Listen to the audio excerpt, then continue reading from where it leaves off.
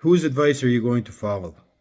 Throughout life, we are bombarded by advice. Everybody is always trying to tell us to do something or what the right thing to do is. Sometimes we call that advice propaganda. Sometimes we call it commercial. Sometimes we call it marketing, but it's all the same thing. It's all just advice. Somebody telling us how we should live. So, preventive medicine, for example, is advice. A doctor telling you what you should do to stay healthy. Healthy lifestyle is based on advice. Healthy diet, somebody telling you what you should eat, is good advice. What God tells you in the Quran is good advice. Now, there's bad advice as well. Try these drugs is bad advice. Commit zina is bad advice. Alcohol commercials, for example, are bad advice. Popular culture, what they're telling you to do in music and movies, what they are trying to glamorize, is also bad advice.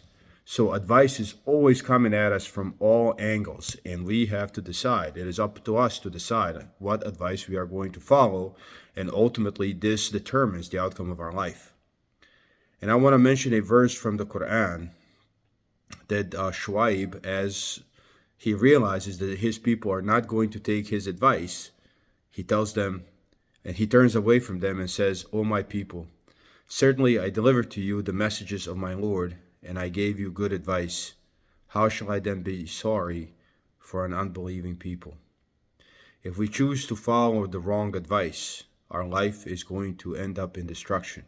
Our societies are going to end up in destruction, and it is our fault. We have the power to choose who we are going to listen to.